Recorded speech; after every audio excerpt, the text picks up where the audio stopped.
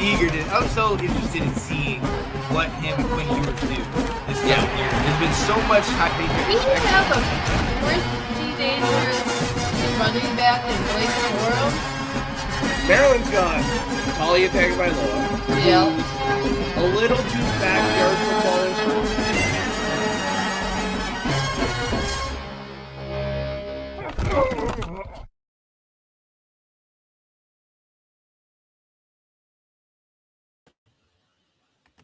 What is going on, ladies and gentlemen? It is your boy, Sean Spencer, one half of that dynamic duo that is Let's Talk Football.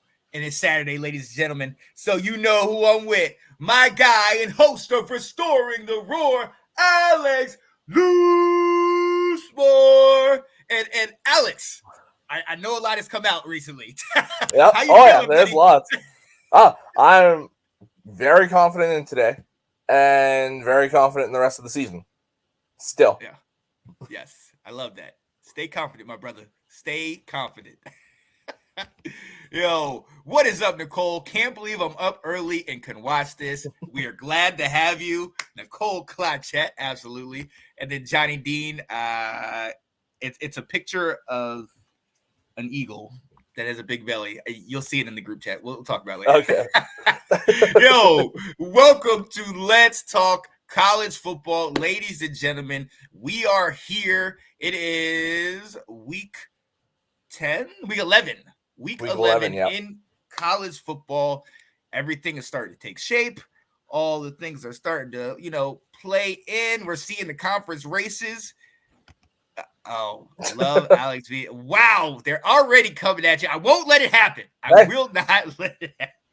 Come at us. Yo, hey, let's get into it. We got some college football storylines, and there's only one story that everybody in the world is talking about right now. You know, it came out not too long ago, and you've been dealing with it. I'm going right to you to tell me what's going on. Jim Harbaugh suspended amid sign-stealing investigation. What's up, man? What's going on with this? Yeah, so this is essentially the exact same suspension he had to start the year. It's a 3-game suspension. He's allowed to coach during the week, just can't be at the facility on game day.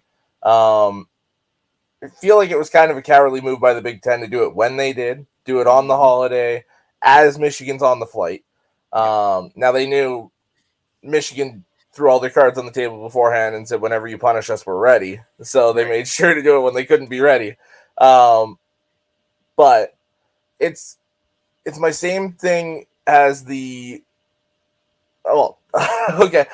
the same thing I said about the first suspension. It's essentially the slap on the wrist. Yep. It's the Big Ten trying to be like, we'll please everybody, we'll punish Michigan, but not punish Michigan heavily. And they're going to end up pleasing nobody in this. Now, Michigan has filed a restraining order, or like a temporary restraining order, however it's worded. And if the judge grants it, then Harbaugh will be allowed to coach again for 14 days. That is not happening before the game today. So Sharon Moore, the offensive coordinator, is leading the charge today. But my guess is first thing Monday morning, a judge approves it, and Harbaugh's coaching for Maryland and Ohio State. I've seen a whole bunch of stuff about Michigan leaving the Big Ten for the ACC, the SEC. I saw something this morning that there's about 8 or 9 SEC schools that are sitting here watching the Michigan situation and going to try and push to make an offer. I don't know if that's true or not. So there's a lot to keep an eye on there. I think there's the potential it happens. Do I really expect it to happen? No. I think Michigan will still be a Big Ten team next year. Scott, they're going to be playing in a bowl game. If they still run the table here, they'll be in the CFP. They'll be in the Big Ten title game if they run the table here. The NCAA, if they're going to do something, it's going to affect next season, not this season. Right. So it's still far from over. But yeah, I think at least for now we can kind of tie the bow on it, and I feel like really anything else is going to be after the season. Yeah, and let's be honest, since it's coming from Big Ten, they're not going to jeopardize their chance to potentially have one, if not two teams in the Final Four. I mean, what that would do for the Big Ten is just paramount. But now, I personally, I would love for y'all to come to that ACC. Now, more so because I kind of want your little brother to come with you so that I can get a chance to play Michigan and Michigan State each year. Let's go. That would be cool. Yeah, it would take a couple not years just football. We got to do all the sports. Yes, absolutely, man. I would love to play conference games against not only Duke, but Michigan State. Like some of y'all in the conference. Come on, man. I would absolutely love that. But hey, let's address this because you see Johnny Scott saying it, Johnny Dean. Everybody, there's a lot of rumors about, is he on his way back to the NFL? Is he going back to the NFL? No. Talk to me because he's built a powerhouse in Michigan. Why would I leave after that? The extension is done. They've just got to put pen to paper. Yeah. From everything I've seen, all the financials, all the details, everything of the contract are done. They've just been waiting to see what kind of punishment comes out before they actually put the pen to paper. So Harbaugh is going to be coaching at Michigan next year. Harbaugh the Patriot. Just stop, guys. All right. Johnny's just doing it to try and get under my skin. That's all it is. Scott, I don't know. Scott might be legit, but hey, we just thank you guys for being up this early to watch us. Yeah, all right? Honestly, yeah. Yo, but I did want to ask this to you because I brought this up to you like yesterday or not too long ago. We know that Ohio State had hired the special investigators and they got them coming in, and that was kind of some funny business. Is there anything? Is there going to be any repercussions to them and their kind of thing? In my opinion, and this isn't the Michigan fan in me, this is just the human in me. If Big Ten Commissioner Tony Petitti wants to keep any credibility realistically whatsoever, now that focus should shift to the other schools because now it's not been confirmed that the PI was from or any connection to Ohio State. Michigan supposedly had evidence of it. But there was the communication before last year's Big Ten championship game between Ohio State, Rutgers, and Purdue, where they made a list combined between the three of all of Michigan's signals, which at that point is using coaches from other schools to advance scout, which realistically is it's not the exact same as what Michigan did because Michigan supposedly Stallions was recording stuff, but that is still a form of advanced scouting. And Michigan supposedly had evidence that they sent to the Big Ten in their response this week of, I believe it was 8 to 10 other Big Ten schools and evidence of advanced scouting that they were doing. So I feel that, and that's the main reason I said this all is far from over, because if Petitti has any wants to keep any credibility to his job, he'll probably start looking into these other schools here and seeing what's going on there. So I think this is going to blow wide open. Yeah, there's a lot more stuff. Like, look, with you shine the light in one little area and you see one cockroach, you bring that thing bigger and everybody starts scurrying. So there's a lot of stuff going. And let's be very clear. Sign stealing is not illegal. Teams do that all the time. But it's the depths that you went to do it and the coach and the extra stuff. Ridiculousness. Craziness. Yeah. Hopefully this will put a bow on it and we can finally be done. Oh my goodness. Can a movie be made at the I mean, depending how big this gets, you could argue yes. Yo, if y'all win, I mean, I would love to see that season recap.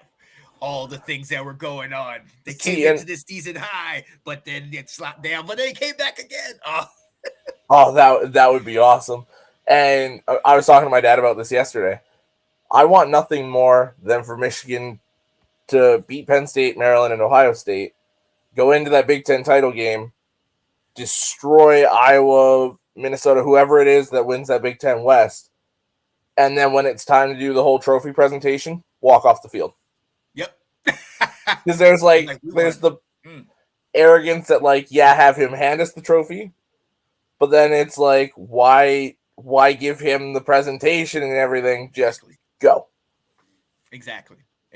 And Johnny, per your request,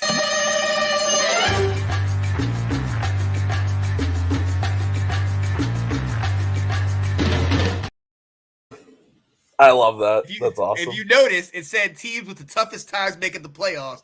I mean, hey, the way the NCAA and the Big Ten is trying to do you guys, that's the toughest road to the playoffs. Well, and I mean, you look at this 3-game stretch, based on the records and strength of schedule, I think it's either first or second hardest 3-game stretch remaining. So, it's all in front of them. Yeah. Oh, yeah. Absolutely. Scott, hi, Nicole. Oh, hi. Okay, guys. Glad you guys are getting acquainted in the comments. Yo, let's go ahead and move on. Like I said, I'm not going to keep you here that long. But look, we are in week 11. We're coming down the stretch. There are guys that are coming out and saying, hey, I need a little bit more attention than just that I'm a good player. I need to be looked at on that Heisman list.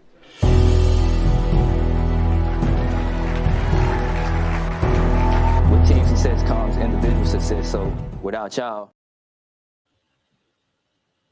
Yes, without y'all, it would be nothing. We're going to go ahead and look at it. Our Heisman frontrunners. Obviously, Alex, there's the Michael Penix Jr.'s. There's the Bo Nix, the Marvin Harrison Jr. These guys are obviously far and away up there. But then you look at my guy, Drake May, Jordan Travis, some of the guys, Malik Neighbors, Keon Coleman, some of the guys that might not be as high up there, but have been having excellent seasons.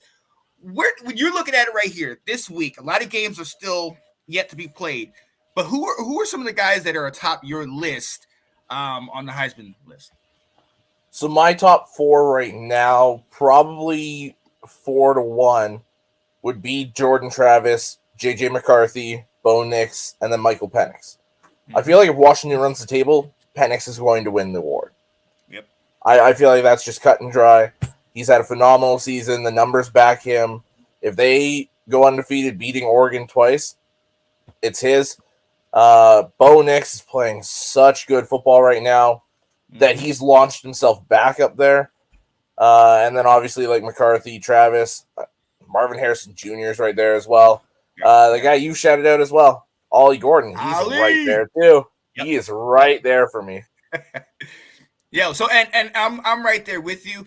The only difference I have is I have Bo Nix right outside. I have JJ McCarthy, absolutely, because of that play. I have Michael Penix Jr. And again, that we are all expecting Oregon and Washington to meet in the Pac-12 championship. So that game could be huge and it's a deciding factor. But I got those two guys. I got to show love. I got my guy Drake May. I'm fully expecting him to run the table the rest of the way and start bringing back all that hype that he is, who we thought he was. And hey, to your point, I think Ollie Gordon, Oklahoma State's on a 5-game win streak. They're second in the Big 12. And if they could keep it going and potentially win that Big 12 conference and the way that he's been playing, I mean, look, he's 800 yards he has to get to 2,000, but he's already had games where he almost had 300 yards or 200 or stuff like that. So watch out. I love it. But hey, this is a perfect question. Thanks, Scott. Is Caleb Williams still in the running? I don't think so. No, I don't think so. And I mean, you can't lose 3 games, and he looked poor in some of those games. That Notre Dame game, he threw picks. So. Johnny answered it. Yeah. No. Yeah. But and so let's talk about this because we got some guys. JJ, I think, was outside looking in at the beginning of the season, and then his play is risen him up. I at first I might have joked this, but Luther Burden. Now I don't think he necessarily has the stats to do it, but you can't underestimate how much he means to that Missouri team. Oh yeah, if this was truly most valuable player, he's flying up those rankings. But like you said, the numbers don't really back him, and we don't see wide receivers often. And there's Marvin Harrison Jr. So, if Luther Burden came back and was doing this again next year, then I think he gets into the discussion. But I don't think he has the resume this year to do it. But he is a special player. Oh yeah, absolutely. What year is he? Is he a senior? I don't know. I'll look it up. Scott, if you know, Alex, yeah, look it up. If Scott, if you know, let us know. Is he a senior? And same with Brady Cook. What is that? Caleb could drop to the Rams if the Ram laps. What? Oh, he's a sophomore. Oh wow. Yeah. Okay. Hopefully he sticks around for a couple more years, man. Missouri. Yeah. Come on, man. We've been Missouri's talking about to be a problem for a couple years. Come on now. They got Tennessee matchups today, man. So let's see if they can get that done. Yeah, let's look on down the list. Like I said, Drake May. I definitely love him. Obviously, the Keon Colemans and the Malik Neighbors, they get overshadowed by the Marvin Harrison Jr.'s. And the funny part about it is Keon and Malik Neighbors have had big games. And if you went number for number, it might be better. But everybody knows Marvin Harrison Jr. He was the front runner coming into the season. So is there any way anybody kind of maybe laps him? Is there any way anybody can get past him? At the wide receiver position, I don't think so. Just all the hype, all the exposure that Marvin Harrison Jr. is getting with that Michigan game coming up. Yeah. I feel like at the wide receiver position, Marvin Harrison Jr.'s got that lockdown. Yeah. And and shout out to him. We already know how high of a pick he's going to potentially be once he comes into the draft. Probably a top 3 pick, yeah. Right. But that's a matchup problem. That's absolutely a matchup problem. Oh, Odunze and those guys in Washington. What about them? I mean, obviously they're having a great year and they go as Penix goes, but what do you think about those guys? I think for me, when you look at the Heisman and that kind of stuff, Penix spreads the ball around too much for Odunze, for McMillan, for Polk, for any of those guys to be in this discussion, because you look at Ohio State and it's pretty much. Now, there's been a couple of games where like Ibuka goes off or Stover goes off, but it's typically Marvin Harrison Jr. finishes a game with 10-plus targets, 5 to 8 receptions, over 100 to 150 yards, and multiple touchdowns. So, where any given week, Odunze could be the guy, McMillan could be the guy, Polk could be the guy. There's just too many top dogs in that offense right now for any of these guys to kind of go into that Heisman discussion. Oh, yeah. No, absolutely. Johnny, get out of my head. All right? Let me run the daggone show. I feel you guys focus too much on the offense this year. Where's my defensive players? That's what I was about to ask. You know, it takes the likes of a Aiden Hutchinson, a Charles Woodson, I'm about to say Jadeveon Clowney didn't get that high in his, but his junior Dominican Sue was second in the Heisman race, and Dominican Sue's another one. I don't feel like there's anybody this year that have really kind of has jumped off the page, even as much as like last year with Will Anderson Jr. Like maybe Jeremiah Trotter, but not Heisman worthy, not in my opinion. Yeah, no, there hasn't really been that massive standout guy this year. I mean, there's the elite players, the Jared Verses, the Traylon Bryces, or Braylon Trice, sorry. There's elite players scattered all across the country at that defensive side of the ball. But it took Hutchinson having a 15-sack season to be in the discussion for it. You have to be that consistent game breaker with the numbers to back it up. Jared Verse, yeah, he is a phenomenal player, probably a top 5, maybe top 10 pick in this year's draft, but the numbers don't necessarily back him up. Right. Ben Cornett, I knew Alex wasn't in his normal spot, so the rumors are true. He's at State College motivating his team right now and doing the show in one of the janitor's closets. Man, He's on location. I wish I was in State College right now for this game. He's been having interviews with Jim Harbaugh. People don't know. Alex is about to go on the sidelines and call the plays. He's been waiting for this moment his whole life. This is it. This is it. They need somebody to take over the Stallions role. So come on now. And if you have seen his NCAA franchises, you know he can take them to the top. Let's go. JMU was a powerhouse for a decade. Come on now. Hey, speaking about JMU, wait a minute. Can't say it in this household because JMU surprised somebody. Yes, they did. Wow. Mm-hmm. Woo. Alex, was it you stealing signs? Can neither confirm nor deny. It's an ongoing investigation. He can't speak on that right now, all right? Yeah. Let's go, Coach Loosemore. Absolutely. Absolutely. So, let us know who are your front runners for the Heisman Trophy. Really, the race is starting to dwindle, starting to come down, and it looks like this year, most likely we're going to have a quarterback race with the exception of one or two guys that we talked about. Oh, man. Cat's pulling the plug. Oh, yeah, right. Yeah. I had to wait till she left so I could talk freely. You know that. We got to move on, ladies and gentlemen. Hey, less than 40 minutes away, college football Saturday, week 10 is here. And look, we got to get into it. But before we get into, obviously, game day, Penn State versus Michigan, let's get into some of these other conference races. And we're going to recap some of the games. Oh, I'm not even putting that up, Scott. We're going to recap some of these games that happened this week. First, starting off in the MAC conference. Alex, we talked about it before November. The middle of the week was going to start to be MACtion, and they are going to start to play. Those games have not disappointed. Right now, in the East, Miami of Ohio is at 5-1. Ohio and Bowling Green are both at 4-2. So that race is a game away. They got some the road in front of them. The West is pretty much won. Toledo is undefeated. Western Michigan, Central, and Northern Illinois are all 3-0.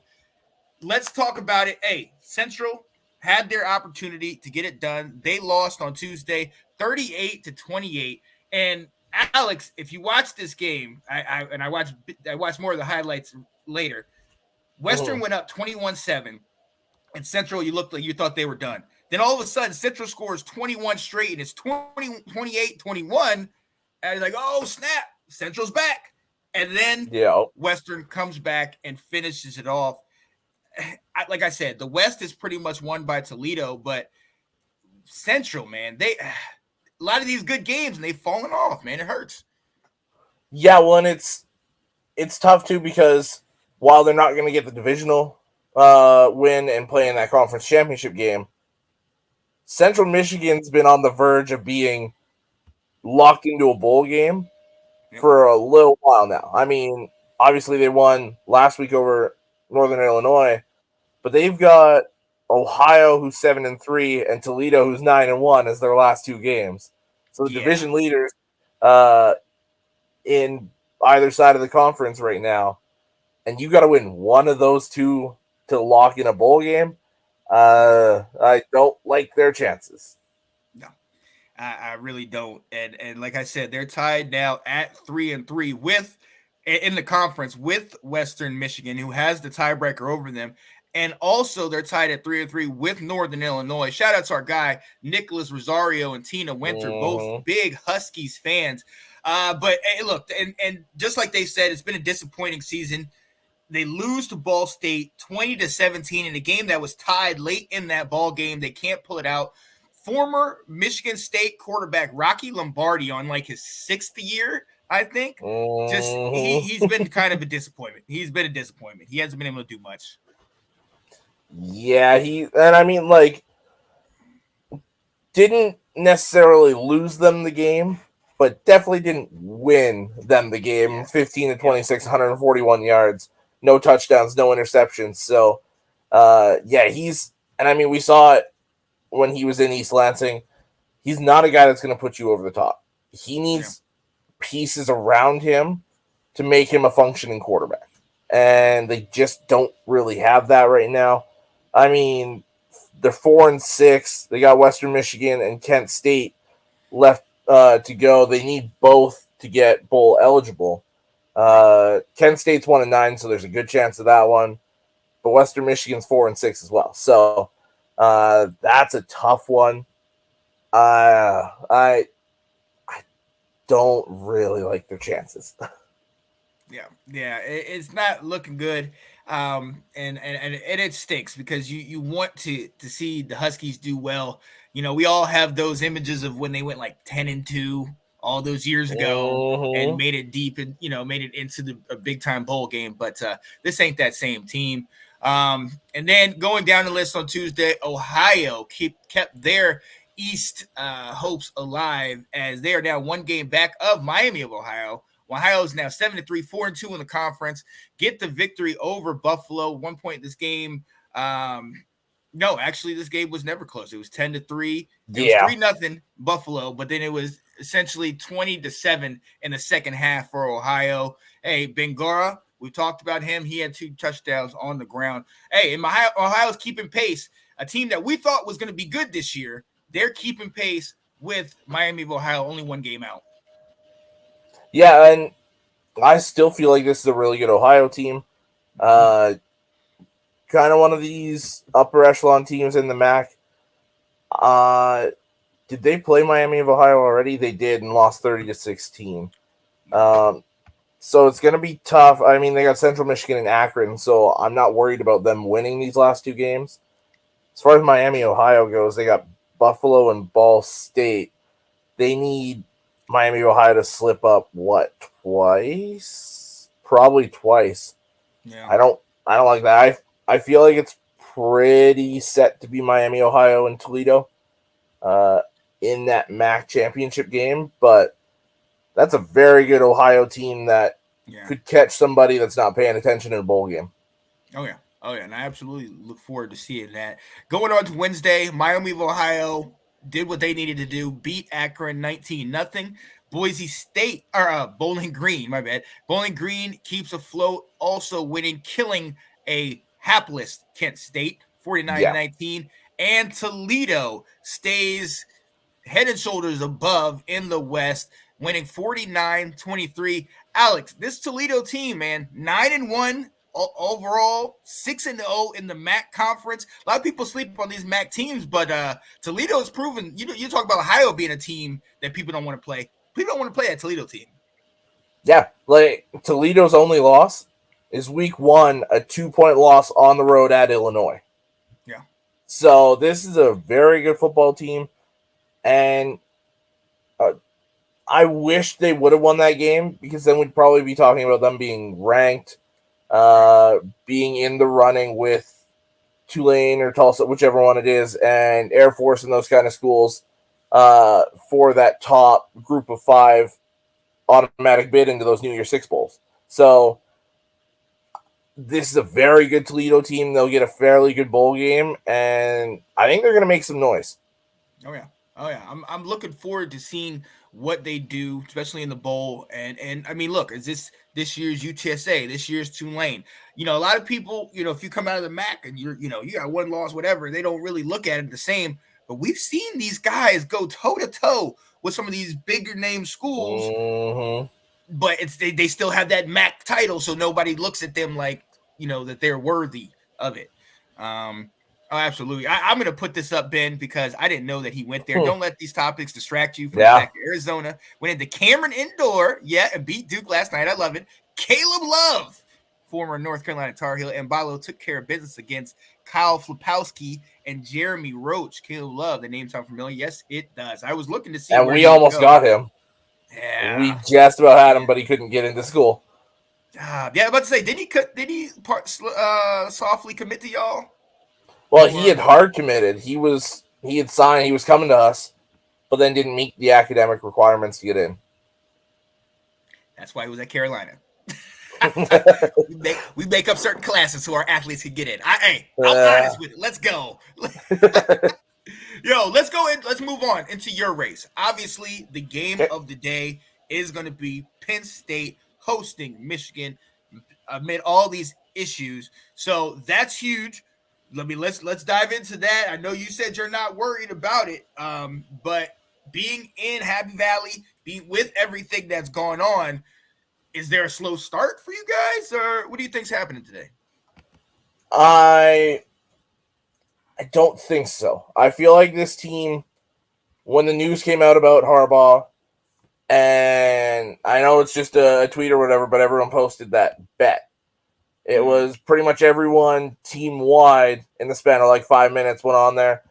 I feel like this team is focused, they're driven, and they have that same goal. So I feel like this is a team that's going to come in here and be aggressive early and hold no punches. Now, this is a very good Penn State team. A very, very good Penn State team. They're 10th in the country for a reason. But I don't feel like their offense is quite where it needs to be to match up. Mostly because they haven't taken the training wheels off Drew Aller. If they let Drew Aller go, like a lot of us expected them to, this is a scary team. And that was when I predicted the loss earlier in the season. I thought Drew Aller would have the full playbook by now. They still have those training wheels on them. It's still a lot through Singleton and Katron Allen. And I don't like their chances to hold up in that physical battle with us today. Wow. Yeah, absolutely. Nicole saying pencils all the way. Pens always think their ink don't stink. Never heard that, but that was beautiful. There we go. No, but you're absolutely right, man. Drew, I really feel like they do kind of handicap him. They do kind of hold him back, and maybe he's not ready. Maybe he's not. I think he is. I think he's ready to take the top off. And you're going to need to do something like that today if you're going to keep pace with Michigan, in my opinion. Yeah, they're going to have to be able to score in bunches. Now, there's an interesting stat here. There's 2 teams in the entirety of the NCAA that have not allowed a point in the third quarter. It's these 2 teams playing today. So keep an eye. And it could get real interesting here. Wow. Okay. Yeah. It's gonna be very interesting. Obviously, right now, Michigan is atop, or at least tied for a top of the Big Ten East with Ohio State. Headphones died, I think. Oh. Oh my goodness, Johnny. They're deflating balls. Tom Brady's not there. Good gracious. Yo, but then there's the other game, Ohio State playing Michigan State. And ladies and gentlemen, I'm not afraid to say it. I think this is going to be a slaughter. I don't think there's anything that Michigan State can do right now. Marvin Harrison Jr., Abuka, they're just too much at wide receiver. McCord, I'm not necessarily as afraid of. However, I do feel like Travion Henderson is going to get it off today. He's going to get his thing going today because Michigan State's been struggling, especially against the run. And we saw what happened with them against Michigan, 49-0. So I don't really want to bring that up. Hopefully, Michigan State can get some points, score. College football, who's that? Oh, Michigan against Penn State, absolutely. Oh, they could. He said they could jump OU in the tunnel. Oh man, up. Now I can't hear you. You good? Yeah. Yeah, buddy. Hey, I live here with her. You good? Yeah. I live with Kat. All right. I give her all the love I could potentially give, but I gotta be realistic. I gave her love against Michigan, and I was fooled. Go Blue. Sorry to see. Wow. Mr. Loosemore, I see you. I see that mess you were talking about my Spartans too, sir. Your dad's on here. Oh man, it's gonna be interesting. Hey, as a matter of fact, Jason, let us know what's your thoughts. Is it gonna be close today? Is it gonna be far apart? Let us know. You back with us? I hear it's like it's flicking in and out. Said, how are you going to give Sparty some print? Oh, my goodness. Oh, me. Oh, my. Yeah, I noticed that, Johnny. I definitely noticed that. Michigan with a blowout win. Needless to say, we're not going to be watching this game today. All right, my Tar Heels are playing Duke, so that's what we're concerned with in today. Look, I'm going to go over to the West because in the West the race is a lot closer.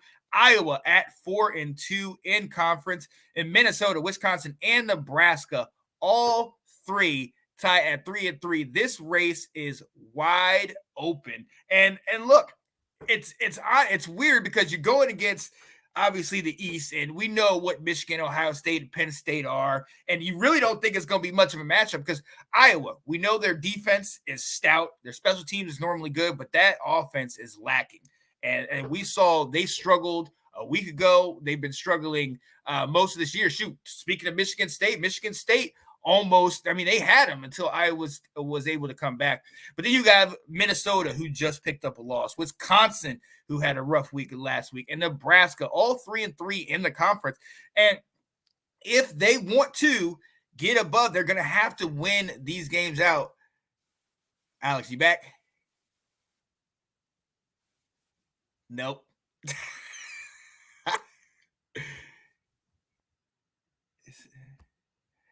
Still can't hear it. Ladies and gentlemen, you know what? Alex, this might be a perfect time for us to do our let me see. Ladies and gentlemen, bear with us for just a second. We're going to work on these audio issues. I am going to play a video, and then after that, we're going to do our tribute to the troops, and hopefully on the other side, we'll get Alex back. Here we go. Enjoy this. Let's go. Let me go ahead and put my hat back on. Oh, here we go. Here we go. It's been a long time coming, but I know the change gonna come. The Cowboys Lord, will finally, don't do it. Oh my goodness. beat the San Francisco 49ers at 8 o'clock on Sunday night. This Sunday, the Cowboys change is gonna come. Yeah, buddy. And while we are waiting on our buddy to get back and going, we're going to go ahead and play our tribute to the troops from the Let's Talk football community. Stay tuned for this. We'll be back on the other side. Hi, everybody. Let's Talk football fandom. Delilah Crespo here, host of Diversity with Delilah, co-host of the Roundtable on Tuesdays with Nick, Anthony, Handy, and Tina, and the All Ladies Show. Yes, the All Ladies Show on Thursday evenings. The Ladies Takeover with the lovely Janae, Kate, and Nicole. And so what I wanted to do today is to take a moment to thank all of the veterans out there. Thank you, vets. Thank you for serving. Thank you for all that have enlisted, who have decided to put their life on the line for this country. Thank you, veterans. Thank you so much. Happy Veterans Day. A special shout out to my co-host, Anthony Handy. Happy Veterans Day to you. Happy Veterans Day to all. And again, from the bottom of my heart, thank you to all that have served. Thank you, veterans. Hello, everyone. It's Nick Rosario from Let's Talk Football, the Roundtable. And I really just wanted to take a quick moment here on Veterans Day to say thank you to all of our veterans out there for your service and your sacrifice. To all my friends and family who have served, you have my ever-dying love and gratitude. You protected my freedoms, which enable me to do what I do every Tuesday night here. So thank you so much. And a special shout out, of course, to our boy Anthony Handy from the Roundtable. So thanks again, guys. Much love always. Have a great day. 30 years ago, my life changed in a way I never would have imagined. Young boy from Georgia who had never really left home, got on a plane, went to Missouri, and 9 weeks later was declared a United States soldier in the U.S. Army. And thus began a 9.5-year journey in my life that I'll never forget. And as a result, every man, every woman who wears a uniform, regardless of branch, is my brother and my sister. And being third generation military in my family, that really means something. So today, I want to say to all of my brothers and sisters in arms who served and those that are serving, we appreciate you and God bless you. Good morning. This is Colin P. from the DMV, one half of that dynamic duo this week in UGA football. Just want to send a special shout out to our servicemen and women this Veterans Day. Want to send a special shout out to my family. My paternal grandfather actually was in the Army. My maternal grandfather, he's Air Force. I have an uncle, Tim Banks. He's in the Air Force. I have a cousin, Aaron Banks. He's actually a Marine. And my cousin, Kai Johns, he was actually stationed at Fort Bragg. He's Army Airborne. And last, but certainly not least, my brother from another, Mr. Fingers, thank you so much for your service, my man. Love you to death. And hopefully we'll take care of business today. Georgia, Ole Miss. Let's go, Dogs. What's going on, guys? Alex Loosemore here, one half of Let's Talk College Football. Just wanted to take a second to say thank you to all the veterans for sacrificing everything they did to give us the freedoms we have today. Hey everyone, this is Kyle from NFC South Takeover. Just wanted to wish everyone a happy Veterans Day and happy Remembrance Day. And just to give a huge shout out to the vets out there.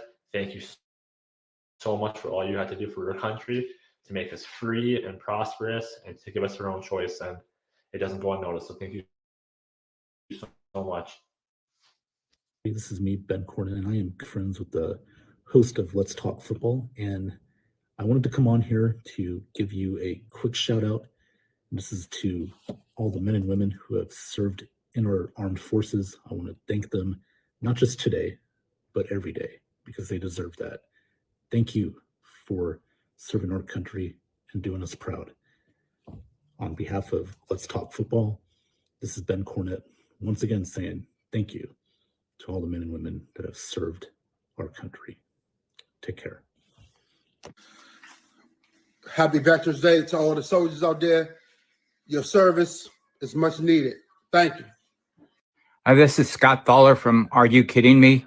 I just wanted to take a second to thank all the veterans for all they've done to help us keep free and to be able to enjoy things like our football games this weekend. Thanks again. Thanks. Hey, this is Johnny Dean. I'd like to wish all you vets out there a great weekend and thank you for your service.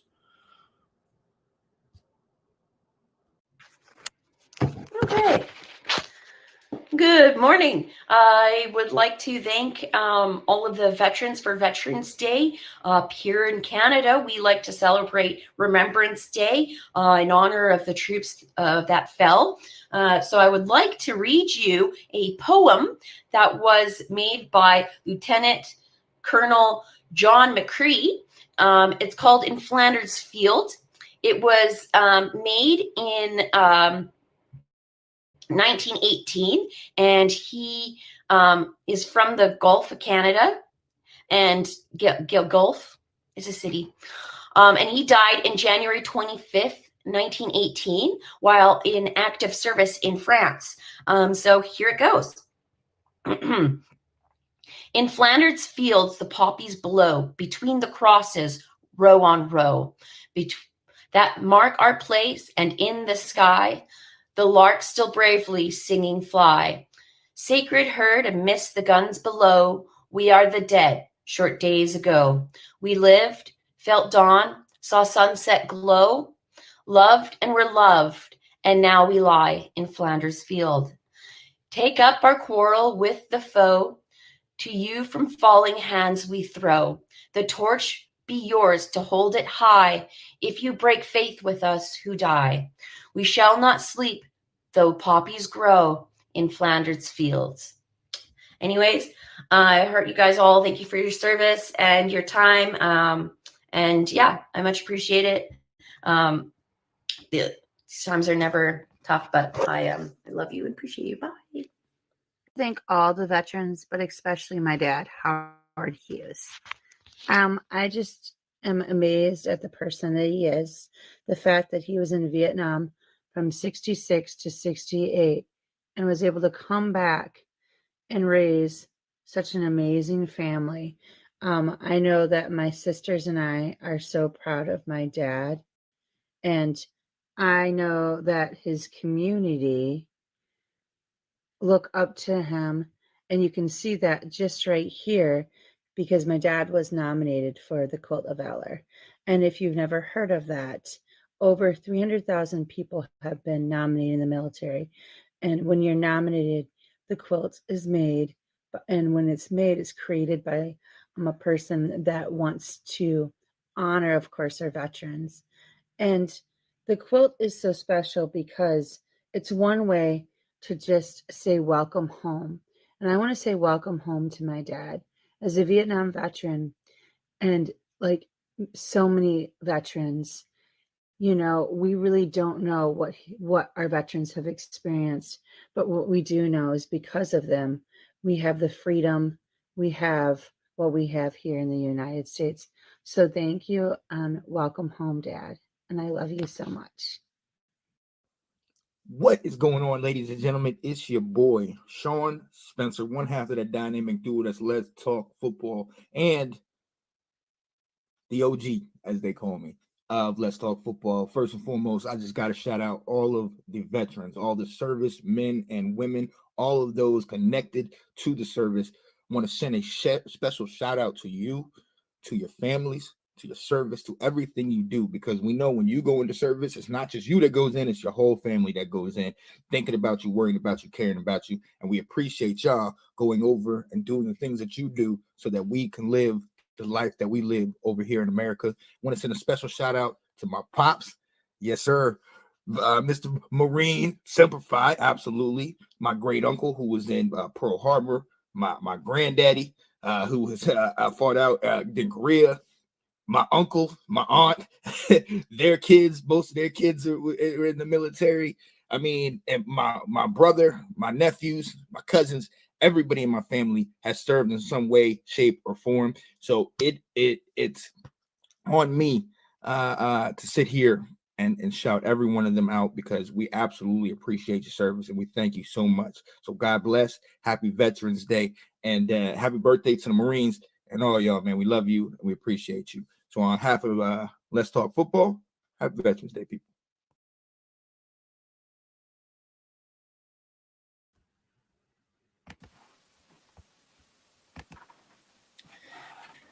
Yeah, buddy. Yeah, buddy. So, yo, on behalf of Let's Talk College Football, we wanted to say happy Veterans Day to all of those who served, all of those who fought and are no longer with us, and all those who are still with us, carrying a lot of unseen injuries and things on the inside. So we shout you out. We love you. Happy Veterans Day to y'all. Hey, Alex Schomburg, happy Veterans Day, my guy. Yo, come on, baby. If y'all don't know, my guy is still an active member and he's doing his thing. Shout out to you. I'm glad you like your area that you're in. Yeah. Going to be in Tampa, doing all that stuff. So shout out to you, Alex. Happy Veterans Day, buddy. Oh man. So yo, that was our little Veterans Day tribute. Glad you guys were able to see it. But now we're back. Penn State has stopped messing with my man's audio. We are here. Let's talk about it. We talked about your game. I did the job of talking about the Michigan State debacle, so we don't need to go down that road. But let's look at a couple of other games, starting with, again, the number one team in the land, Georgia, playing Ole Miss. Week in and week out, we say this could be the team. This could be the team, and Georgia continues to keep answering the bell. Like I said, Ole Miss, solid squad. We know what they have. Obviously, you know, they let one of their guys go. You sent me that video. That was wild. Yeah, so I didn't expect that, but that's a deeper story. We'll get into that a little bit later. But looking at Ole Miss, can they go toe-to-toe with Georgia? If they want to beat Georgia, go toe-to-toe, however we want to explain it, they've got to look at what Missouri did last weekend and apply that tenfold. What did we say on Tuesday about that game? Cody Schrader should have continued to get the ball. You got Keyshawn Judkins, one of the best running backs in college football. Hand him the rock 30 times. Exactly. over and over and over again. And use Jackson Dart's legs as well. Yeah. Get those guys running the ball, control the clock. And I don't know, did we see anything today? Is Bowers playing? Because there was the potential for him to play. Yeah, so he could be back. Last I heard, he wasn't, but let me look it I up. think that's smart for them. Yeah.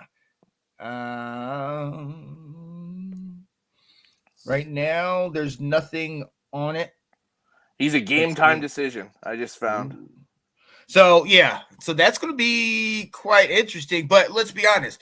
It's been mentioned who's going to step up. Lad McConkey stepped up. Delp is starting to get his feet wet and get it. I mean, it might be smart for them to hold him, kind of like a George Pickens Agreed. thing, where you hold him back. You don't need him. You know what I mean? Because let's be honest. Even if they lose today, they're still above the pack. They still have the tiebreakers over Missouri, over Kentucky or Tennessee. Yeah. So I don't. Not that they're going to lose, but if they were, I don't think it would be that big of a difference. But it would for CFP though. You got to look at it from that perspective too. Yeah.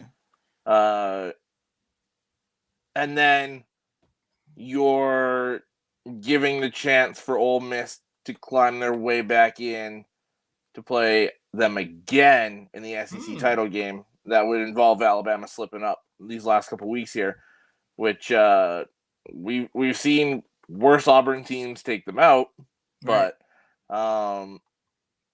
yeah, I don't. To me, with Georgia and with how many, I mean, we've said how many teams are CFP worthy this year. You can't really afford to slip up if you're any of these teams. So they definitely need to take care of business today. I like Beck and this Georgia offense to do it, though. Yeah. I mean, and look, you speak about Alabama. They got Kentucky, which is no slouch at 6-3. We've talked about how Milroe has gotten better from where he was at the beginning of the year. But this is the type of game that just the same could be a sneaky one. You know what I mean? So, I mean, Kentucky. And to this point right here, the only way to beat Georgia is to ground and pound. I think that's what Kentucky needs to do. If they could keep the ball on the ground, keep the ball out of Milroe's hands, then you have an opportunity. But it's been noted, this is Saban's best job coaching with the players that he has. So are we upset, or are they focused on win? Let's get back to the SEC championship. It would take one of those performances Davis, the running back from Kentucky, had earlier in the year, the week before Georgia. Devin Leary's best performance of the season. I don't think Kentucky has it. I think Bama's going to win today. I think they'll continue to roll.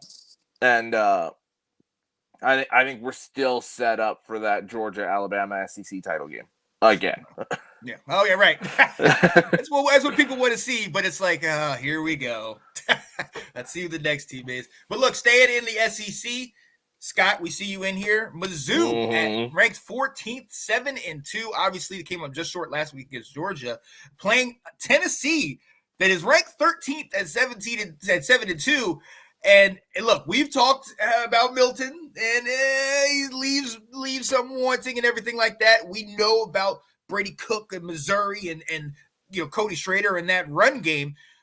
Then I'm looking at this being a nail biter, man. What do you think? I disagree. I like Mizzou pretty easily. They got the better quarterback, the better running back, the better wide receiver, better defense. And it's in Missouri. That's what's leading me to a bigger win. If it was in Tennessee, I'd like it to be close. But Missouri, I think they're gonna be upset with the way that game ended last week. Yeah. And they're gonna come out on fire. I like Mizzou by 10+. Ooh, I like that. I like that. Now, yeah, this is kind of where I differ is that what Scott was saying. Georgia receivers are good. We know Tennessee likes to throw the ball, and Missouri secondary had me frustrated last week because they got torched. So we know Milton could go deep. So if Milton is able to do that, we'll see. But hey, I like that pick because I want Missouri to keep up. I want Missouri to stay going with it. Look, let's go quickly into the Pac-12. Utah ranked 18th versus Washington. Washington's undefeated, but Utah has been knocking some people around, and we're going to try this again. Brief comments because there's a game in 5 minutes. Alec, talk to us. Utah versus Washington. What's up, man? All I gotta say is I'm just gonna quick pop my head in. It's USC's funeral. Oregon by 30. Quack. Motherfucking quack. Caleb Williams. Who? That's all I gotta say. Wow. Can you talk to us about this Washington-Utah game real quick? Oh, Washington's gonna win. Utah's fraudulent. 7-2. We want them well rested. Keep them ranked. Because when we play them in Las Vegas, it's all business. I like it. I like that. I real quick, cannot wait. let me get you on this Arizona-Colorado game. What you think's happening? I have Arizona winning this one. They're ranked 21st in the country. Is that you like that? I mean, I kind of like I was telling Ben yesterday. I was like, for us to secure our spot in the Pac-12 championship, we would have to at least win. We would have to win today. We would need Arizona to drop at least one game, at least 1 to 2 to be comfortable. Even though I you went out, you're in. Yeah. Well, I'd rather have us less pressure on us because you never know with Oregon State. Hey, Alec, you know Oregon never makes it so it's less pressure on you. They always make you sweat. They put pressure every year. Every year. Yo, and one more really quickly. Oregon State versus Stanford. Does Oregon State walk away with this one or does Stanford surprise them? I was leaning Stanford midweek, but I think Oregon State takes care of business. Ooh, okay. I like that. I like that. Let's go.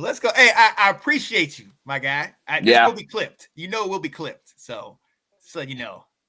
Oh Lord. Hey, and while we have you, sir. These days. Yes. Hey, while we have you, thank you for your service. Yes. And by the way, one last thing, just give Georgia the natty. They're gonna win it all this year. They're gonna win it all like they always do. It's their world. We're all just living in it. No, God, don't say it. Oh my goodness. On that note, I gotta let you go, buddy. Thank you for your time, buddy. Thanks for your service, man. No problem. Appreciate it. Yes. See that? Brief. I love that. That was good.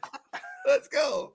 Yo, real quick, one of the other ones I want to talk about, West Virginia playing OU. Obviously, OU with those 2 losses is struggling. West Virginia is right outside. Like, they're still in the hunt. A couple teams fall, and they get this victory, and they went out. I mean, West Virginia is 4-2, and OU, Kansas State, and Iowa State all at 4-2. Oklahoma State and Texas both at 5-1. This thing could switch just like that. What do you think is happening in this one? Do you think OU pulls it out? They do, but it is dangerously close. I've got Oklahoma by 3. Ooh. I think it is I like that. Dangerously close.